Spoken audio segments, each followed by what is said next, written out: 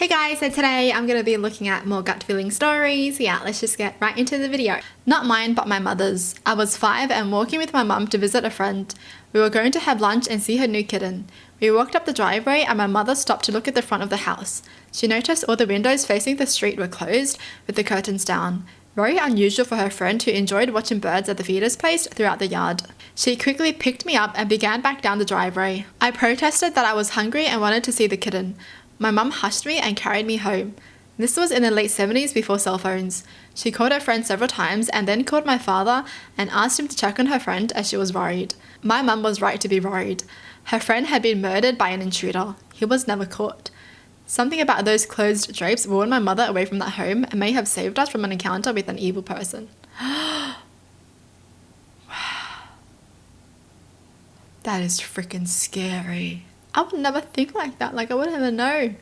Dude, that's crazy.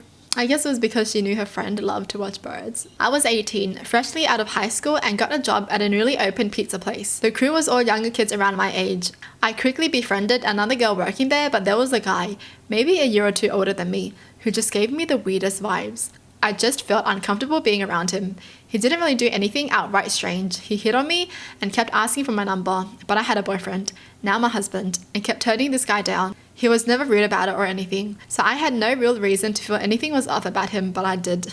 Sometimes while I was working, I'd feel like someone was staring at me and I'd turn around and he'd be watching me from the other side of the kitchen. I remember telling the girl I had befriended that I just felt something was off about that guy and he made my skin crawl. Another coworker who had gone to school with the guy overheard the conversation and told me that he understood his friend could be intense and off-putting, but he was mostly harmless. The other girl and I just kind of tried to laugh it off, but she agreed that something just didn't feel right. I always worked the late shift, so I could start after my college classes and I worked until close. One night, the creepy guy got off work maybe an hour or two before close and I was scheduled to close. So he leaves at his scheduled time and I work until close and then go to leave and walk to my car. It was around 1 a.m. at this time and super dark. So I'm walking to my car and I noticed someone else in the parking lot. It was the creepy guy and he was just standing there, watching me. His car was still there, so he wasn't waiting for a ride. He had just waited for me to leave. I got in my car and just felt incredibly weirded out by the entire thing, so I left. Went home to my apartment and told my partner what happened and then sent my manager a text and said I was sorry, but the creepy guy was making me uncomfortable to the point that I couldn't work there anymore, and that had been my last night. I never went back. About a month later, I see on the news that the creepy guy from the pizza place had followed the other girl from work, the one I had been friends with, one night after a closing shift. He had waited outside her house in the dark, broke in when everyone was asleep, murdered her dad, and held her hostage for hours while the police and SWAT team tried to get him out of the house. I still think about her a lot, and at the time I felt genuinely guilty about what happened to her, as if I could have done something to prevent it. Nope. It's not her fault. Seriously, the guy is just a trashy human being. I mean, it's just a feeling, so you don't even know what he's up to. Because when he hasn't done anything yet, you can't really get him in trouble for anything, right? He has to commit a crime to be charged. So this person couldn't have done anything. You can't just tell the police, oh yeah, I had a weird vibe about this guy, right? And she can't just tell her friend, oh yeah, quit your job because this guy is weird. Because they need the money, right? That's sad. I was pregnant in the very early weeks, 5 to 6 weeks, and started getting these intense pains on the right side of my abdomen, so extremely painful that I woke up in the middle of the night and couldn't make noise or move. Went to my doctor the next day, and he said I was being hysterical and it's completely normal to be in pain when you're pregnant, and said I could go private if it was such a big deal. Went to a private scan and my pregnancy was stuck in my fallopian tube, and my tube had ruptured and I was bleeding internally. Was rushed to the hospital and had surgery to remove my tube that night. If I hadn't booked that scan, I would have died in my sleep that night due to internal bleeding. Yeah, she should just go back to the doctor and tell him what happened. I hate doctors who are like, you're fine, when you're obviously in pain. If anyone can just be like, you're fine, anyone can be a doctor. Jeez. Not my life, but my son's. I was 33 weeks pregnant and I noticed my son wasn't moving as much as usual. I waited a day and nothing changed. Despite advice by doctors and family saying I should just stay home, and he wasn't moving as much because he was just running out of room to move. I went into the ER and had my son that night due to fetal distress. He had his umbilical cord wrapped around his neck 8 times and weighed just 3 pounds. He spent 30 days in the NICU and now is a happy 2-year-old. Oh my gosh, so glad he's okay. Damn!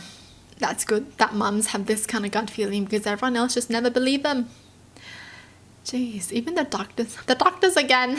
I feel like if someone tells you that they feel like something's wrong, just get them like checked up or like scanned, right?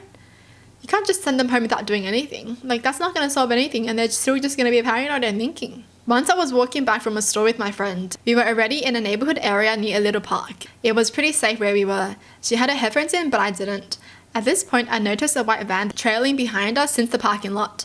I did not think much of it, but I realized that the windows were tinted, like dark. Now this was a red flag for me, where the gut feeling started. We walked for about 2 more minutes and it was still there. There were 2 guys in the car and one of them rolled down the window. He smiled at me and then turned to the driver. He spoke Spanish, but so did I. I swore I heard him say, "This should be easy, Then I noticed the van about to park next to us. At this point my friend noticed too, and glanced at me. One of the men was about to speak to us. We ran full sprint down the sidewalk to the park at the end. There were always people with dogs there, so it was the safest place at the moment. This was about 4 p.m, so it wasn't that late. I don't know what would have happened, but if we would have kept walking like normal, I'd have an idea of what would have. Dude, white vans, tinted windows, they're always sus. Every single time I see one, I'm just like, always sus. Seriously though, pay attention to your surroundings, because that could really save your life.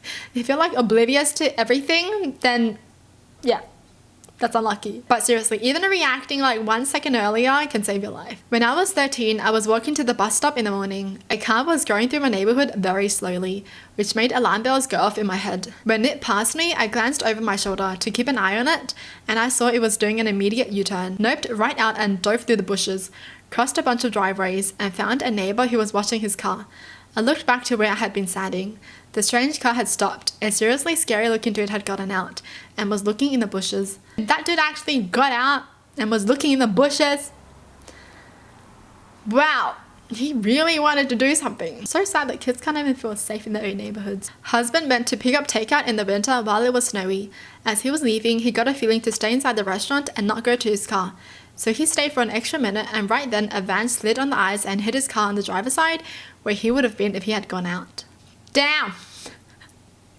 He had the gut feeling. He was like, "Ooh, I feel like I'm gonna die. No thanks." Guy asked me for help with bus fare, offered to take me to an ATM. I got a bad feeling and dipped. Saw him on the news a week later for robbing somebody at gunpoint.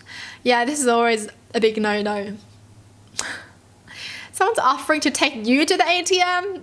But that's the freaking oldest trick in the book. If you know someone's about to rob you, seriously, like, "I'll take you to the ATM so you can get money and I'm gonna steal your money." No wonder why he got caught, man. Well, that's it for the video. Hope you guys enjoy. Tell me in the comments down below what your thoughts are. And as always, thanks for watching. Hope you guys liked it, and I'll see you guys next time. Bye!